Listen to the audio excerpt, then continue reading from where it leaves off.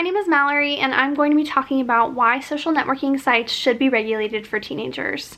To start off with, social media is known for keeping family and friends in touch from across the world, across the country, and from across the street. And it is great because you may be able to share pictures and videos with family and friends that you may not have been able to keep in contact with before. But also, social media is great for keeping in touch over Messenger.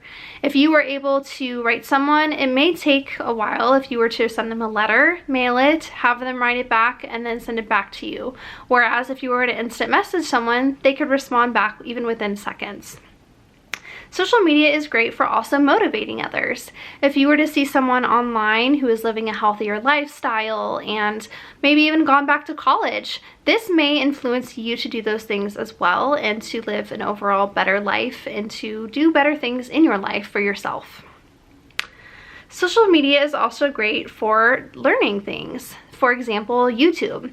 If you were to go on YouTube and type in how to cook chicken or how to change the oil on your car, you will find several step-by-step videos on how to do these things, which is great if you missed out on how to do them when you were younger, or even if you didn't want to teach someone how to do these, or if you didn't want to pay someone to how to do these things, but you still wanted to learn how to do them yourself. It's also great because you can go back over and over again and watch them and pause them and save them and teach others how to do them and share them with your family and friends so they can learn too.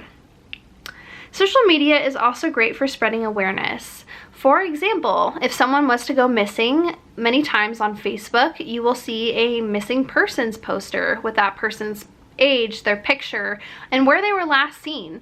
And this could be great because several times you can share this information and thousands of people will see this within seconds. And if the right person sees that, they could be helpful as to where this last person was seen, or even they may have seen them and may help know or have some information on where this person could be.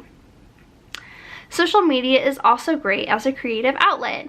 If you have a creative side and you do artwork, or you're a photographer, or you have your own business, social media is really great for getting the word out about your company and being able to show others what you like to do.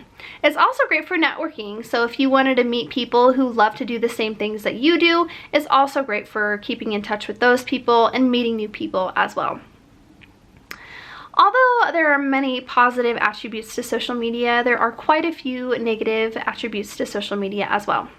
For example, oversharing. Many times online, we may overshare information without even realizing it.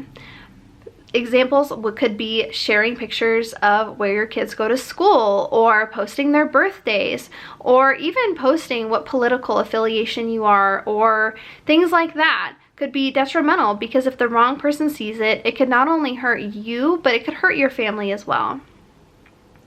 Many times on websites like Facebook, we have our address, our phone number, our birthdays, all on our personal page. And if these aren't private information to where everyone can see them, the wrong person could come across these things and hack your information or hack your bank account, which obviously would be detrimental to your bank account, but it could be hurtful if the wrong person got a hold of your information.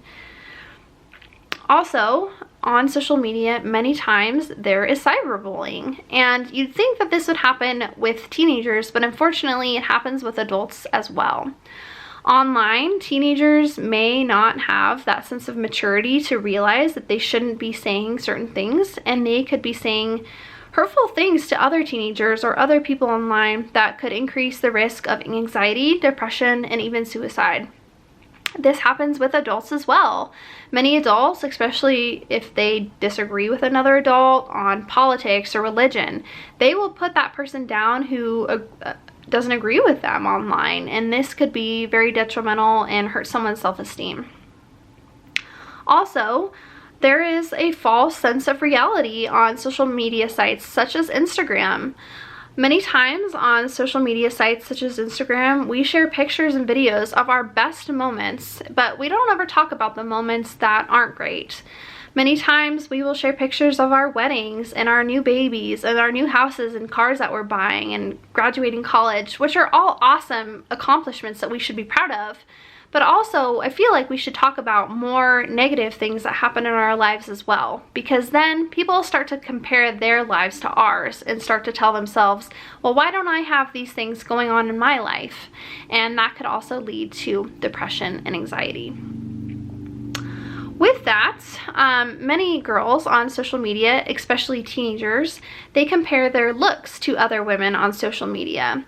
These social media models that edit and change their appearances just to get more likes and comments on their pictures, when they actually don't look like that in person. And many teenage girls will see that and they will think, well, I'm not beautiful if I don't look like this, which is not accurate. But many times this does happen, and it can lead to just a horrible self-image of oneself if they were to see this and constantly compare themselves to others.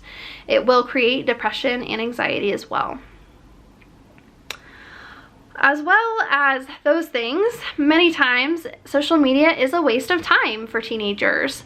Online, many times we spend hours just scrolling through Facebook or TikTok, and we don't realize how much time we're actually wasting. Teenagers could be using this time to study or do homework or spend time with friends or do sports or do something productive to help themselves in life. And many times on social media, we're just looking and getting an update from a friend or talking to others, and when we could be doing this in person. It can also lead to us having not as good as social skills in person as we do online.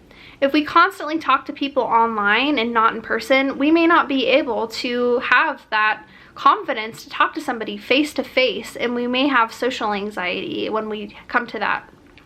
But normally on social media, if we were able to send a message to somebody, we may be able to feel more confident on social media because we're not talking face to face with others.